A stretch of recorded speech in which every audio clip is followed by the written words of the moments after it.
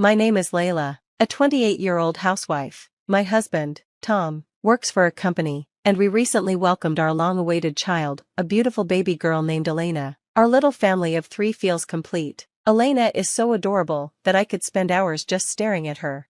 She looks just like you did when you were little, Layla, my mom often says. Seeing Elena brings back so many memories for her. Today, I invited my parents over to meet Elena for the first time. Tom, have your parents met her yet? I asked during breakfast. Tom hesitated before replying. No, they haven't. My parents aren't fond of children. They only had me because of societal expectations, and they made it clear they didn't want more kids. They're not interested in meeting Elena either. When I told them about her, they said not to bring her until she's an adult. Can you believe that? I was stunned. That's hard to imagine. I've met your parents a few times, and they didn't seem like the type. Is it really possible to dislike children so much that they wouldn't want to see their own grandchild?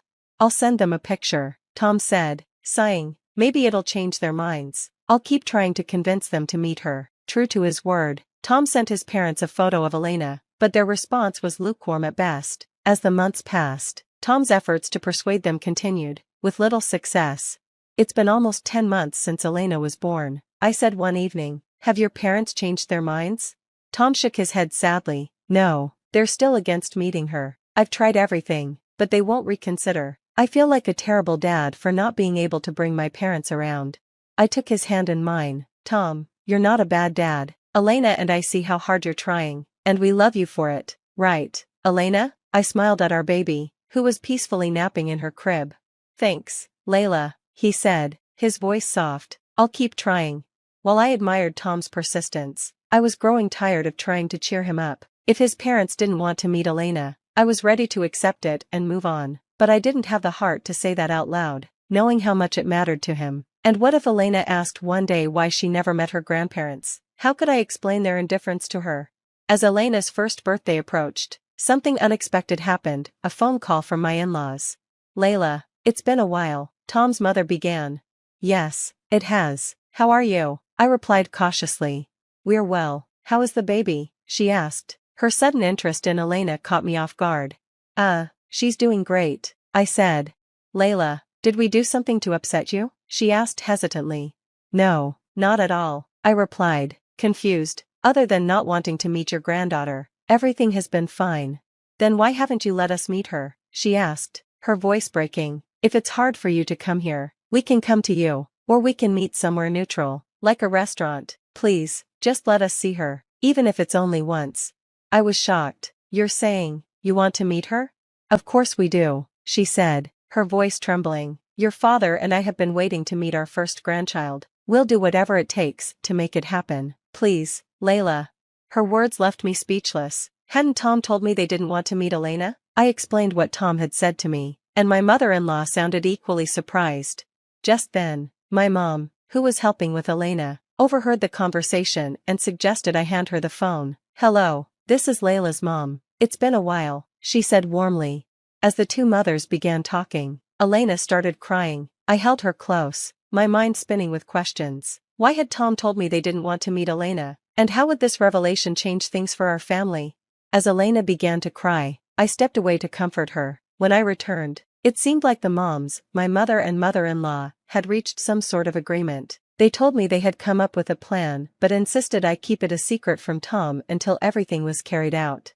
A few days later, on Tom's day off, my parents came over for a small family get-together. Elena just keeps getting cuter, doesn't she? My mom said, smiling as Elena babbled away. She's getting so good at talking too, my dad added. She's so smart, I agreed, holding Elena on my lap. It's hard to believe Tom's parents don't want to meet such an adorable granddaughter. They never liked kids to begin with, my mom replied, but Tom has been working really hard to change their minds. Good for him. Ever since I discovered that Tom had been lying to both me and my parents, I'd started doubting everything he said. It was frustrating, to say the least, but today, it was all going to come to light. The atmosphere seemed cheerful, but I could feel the tension bubbling under the surface. Everyone was nervous, waiting for the big moment. What are we waiting for? Tom asked, oblivious to what was about to happen. Just then, the doorbell rang. I opened the door to see Tom's parents standing there. Mom, Dad, what are you doing here? Tom stammered, his face turning pale. We're here to meet our granddaughter. Of course, his mother said firmly. Hurry and bring her out. But first, we need to wash our hands. Where's the bathroom? Tom looked flustered, clearly caught off guard. For almost a year, he had been lying to everyone, and now his deceit was about to unravel. I decided to play along. When did they change their minds? I asked innocently. They seem really eager to meet her now. Well, yeah, Tom muttered, avoiding eye contact. I've been talking to them, and I finally convinced them to meet her. Nice try, Tom, his mother said sharply, but we know the truth. No matter what excuses you come up with, we're meeting our granddaughter today. After washing their hands, Tom's parents approached me with warm smiles. They were playing their part perfectly, pretending they didn't know the full extent of Tom's deception. I never said you couldn't meet her, I said, feigning confusion. What's going on? Why the sudden visit? What are you talking about? His father interjected. We've been wanting to meet her for so long, isn't that right? At that moment, my parents walked in with Elena, who had been in the other room. There she is, my mother-in-law exclaimed, her eyes lighting up. Oh my goodness, what an adorable angel. Is this really our granddaughter? Elena smiled, giggling as she reached for her grandparents. She's such a sweetheart, I said, handing her to them. I'm glad you finally got to meet her. Now we can all talk.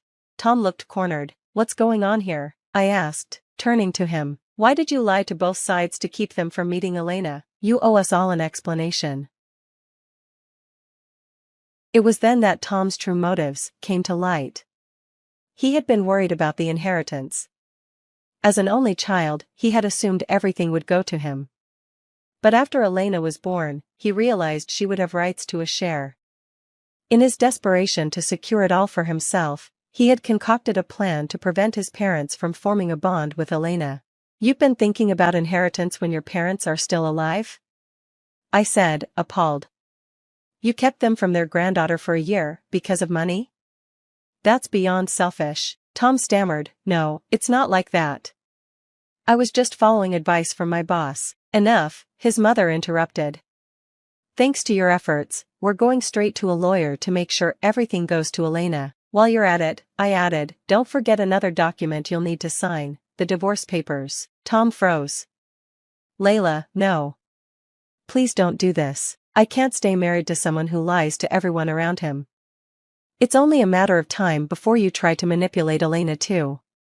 I'm done. Mom, Dad, Tom pleaded, will you still see Elena if Layla divorces me? Of course, his mother said coldly. We're cutting ties with you, not our granddaughter. You've made your bed, Tom. As I gathered Elena and prepared to leave, Tom's parents reiterated their plans. We'll make sure our estate is handled properly, his father said. And don't worry, Layla. Elena will always have us in her corner. With that, I walked out, leaving behind the home I had shared with Tom. It was no longer a place of trust or love, just a reminder of the lies that had nearly torn our family apart. After deciding to leave Tom behind, I packed up my things and returned to my parents' house. You're welcome to come too, Mom and Dad, I told them.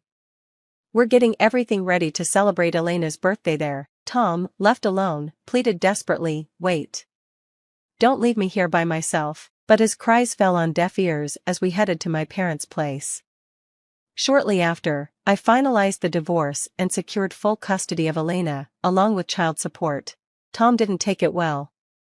Angry at his boss for planting selfish ideas in his head, he caused trouble at work, which eventually led to him losing his job. He struggled to manage housework and daily life, often turning to his parents for help. However, they completely ignored his pleas, fed up with his behavior.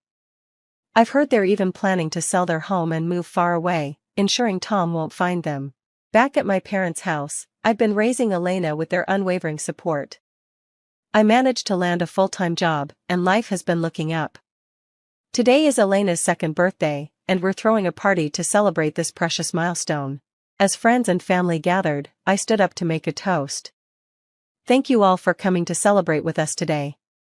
If I may, I'd like to propose a toast. Everyone raised their glasses.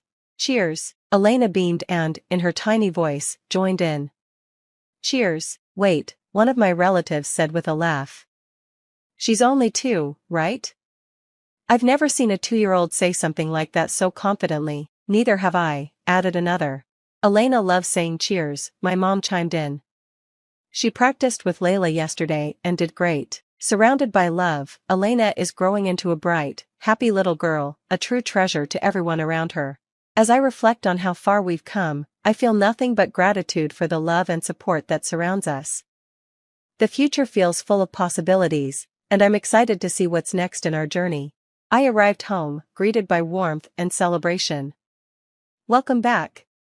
Jel will be bringing her fiancé soon, my mom said. Jel is getting married? I said, still processing the news. It doesn't feel real. That day, my sister Jel came home to announce her engagement. I also decided to visit my parents, eager to share my own exciting news. Jel's getting married, and now I'm going to be a mom too. So many happy events. I exclaimed. It's been such a whirlwind, Jel said. By the way, I heard you left your new job. Was something wrong? It's a long story, I admitted. I didn't want to worry you, and I thought everything was resolved once I married Peter. Jel's fiancé, Josh, entered the room. Hi, I'm Josh, Jel's fiancé, he introduced himself. Nice to meet you, I said, smiling. Oh, you're Josh? You're younger than I expected. Don't be so nervous, everything's going to be fine. Despite my reassurances, Josh seemed uneasy. When's the wedding? I asked.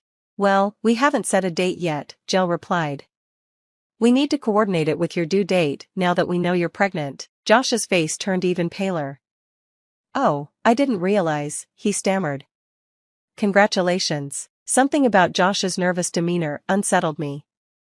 He reminded me of someone from my past, though I couldn't place it immediately. The wedding day. The day of Jel's wedding arrived, filled with joy for some and anxiety for me. As I got up to use the restroom, supporting my heavy belly, my phone rang. Hello? I answered. The voice on the other end sent chills down my spine. Have you forgotten the name of the man you betrayed? John hissed. You and your unborn child should just disappear, you con artist. Before I could respond, I felt a violent shove from behind. I barely managed to grab the handrail, avoiding a fall down the stairs. I spun around to see Jel's future mother-in-law glaring at me. You've trampled on Josh's feelings, and you won't get away with it, she shouted, lunging at me again. Stop. Peter, my husband, appeared and restrained her. As chaos erupted, John emerged from the shadows. So, you're still alive, he sneered. You think you can cover your tracks by marrying that thug and having his kid? I'll make sure neither of you survives. John picked up an ashtray and aimed it at me, but Peter swiftly disarmed him, pinning him to the ground. The wedding descended into turmoil.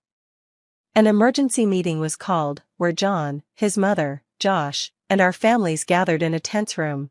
I'm so sorry, Josh began, his voice trembling. But John slammed his fist on the table. Why are you apologizing? The one at fault here is her. He pointed at me, spouting delusional accusations. You promised to marry me, John ranted, but instead, you betrayed me and got pregnant by that thug. Peter calmly replied, enough. Your lies won't hold up. We have proof of your attempted murder. What proof? John scoffed. Jel stepped forward, holding a camera. Actually, we recorded everything. This footage shows your mother pushing Emma down the stairs. John and his mother went pale. We've already called the police, Peter added. Aftermath. John and his mother were arrested and later faced charges for attempted murder. Josh, who had been manipulated by his family for years, cut ties with them. He later visited us, tearfully apologizing for their actions. Meanwhile, Jel and I moved forward with our lives. I gave birth to a healthy baby girl, and Jel remained optimistic about her future. Though the ordeal left scars, our family grew stronger, united by love and resilience.